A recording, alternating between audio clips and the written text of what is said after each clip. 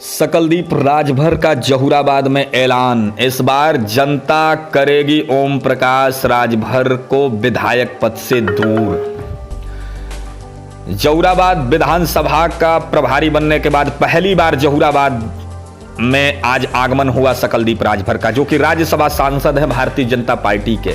आज उनका आगमन हुआ जहूराबाद में। प्रभारी उनको पार्टी ने बनाया है जहूराबाद में कमल खिलाने के लिए, और आज उसी के मद्देनजर रखते हुए आज पहला आगमन उनका जहूराबाद में हुआ। भारतीय जनता पार्टी कासमाबाद द्वितीय के मंडल अध्यक्ष मयंक राय, कासमाबाद प्रथम के मंडल अध्यक्ष संतोष गुप्ता और मर्दा मंडल के मंडल अध्यक्ष शशि प्रकाश सिंह के नेतृत्व में पार्टी कार्यकर्ताओं और पार्टी पदाधिकारियों ने सिधागर घाट में सकलदीप राजभर का जोरदार स्वागत किया।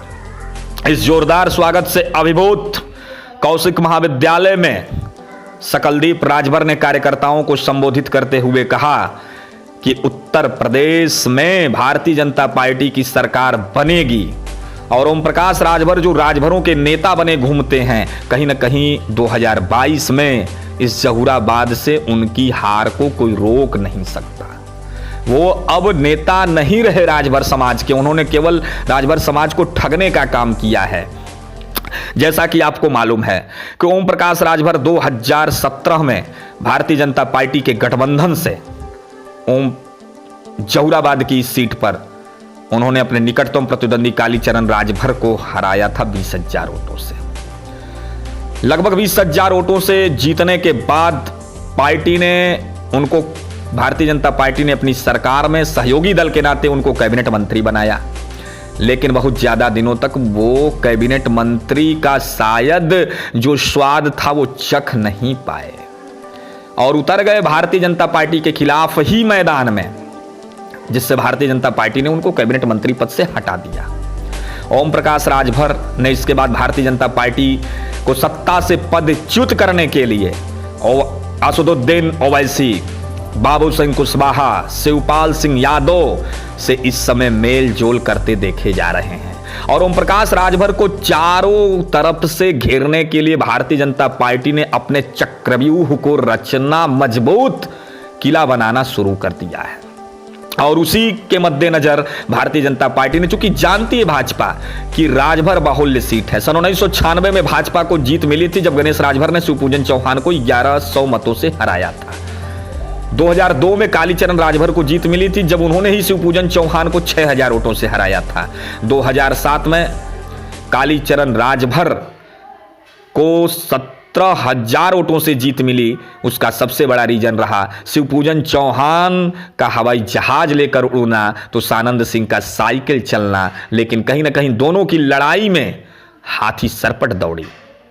2012 में पहली बार समाजवादी पार्टी ने जहूराबाद में कब्जा किया और वो जीत दिलाई सैयद सादाब फातिमा ने, जो कि अपने विकास का तमगा लेकर, जिनको विकास पुरुष, विकास महिला, विकास की नींव उनको रखना कहा जाता है जहूराबाद में, सुरेंद्र सिंह जी के बाद उन्होंने इस सीट पर साइकिल सरपट दौड़ा दी। कालीचरण को हार का सामना करना पड़ा। उस चुनाव में ओम प्रकाश राजभर को कौमी एकता दल और ओम प्रकाश राजभर के सुहेलदेव पार्टी के गठबंधन से 49,000 में ओम प्रकाश राजभर भारतीय जनता पार्टी से गठबंधन करके उतरे, उनको जीत मिली। लेकिन अब चूंकि वो भारतीय जनता पार्टी के पास दिग्गज नेता सकलदीप राजभर को मैदान में उतारा गया है, चूंकि अनिल राजभर के पास कैबिनेट मंत्री हैं, जोश भी है, जज्बा भी है, लेकिन उनकी सबसे बड़ी परेशानी यह है कि उनकी विधानसभा शिवपुर बनारस क्षेत्र में पड़ती है। वहां से जहूराबाद को भेदने के लिए कहीं न कहीं उनको नाकों चने चबाने के समान होगा। इसलिए पार्टी ने बगल के जिले की से राज्यसभा सांसद सकलदीप राजभर को जहूराबाद का प्रभार सौंप दिया कि आपको ही इस जहूराबाद, जो कि भारतीय जनता पार्टी के लिए पिछले 17 सालों से दूर है, उसको जो है कि यहां पर जीत दिलानी है। अब देखने वाली बात यह होगी कि सकलदीप राजभर अपनी किस चाणक्य नीति से भारतीय जनता पार्टी को यहां विजयश्री दिलाते हैं।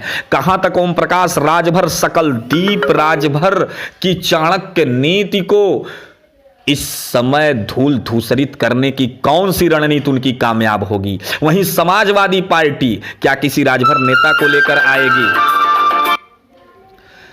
या किसी राजभर नेता को लेकर आएगी या फिर महेंद्र चौहान पर ही दांव चलेगा, या कहीं ना कहीं अगर शिवपाल यादव से गठबंधन होता है तो क्या सैयद सादात फातिमा फिर मैदान में आएंगी।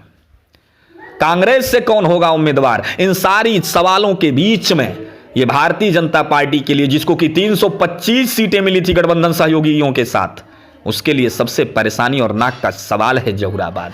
फिलहाल यह खबर यहीं तक, आगे देखिए होता है क्या।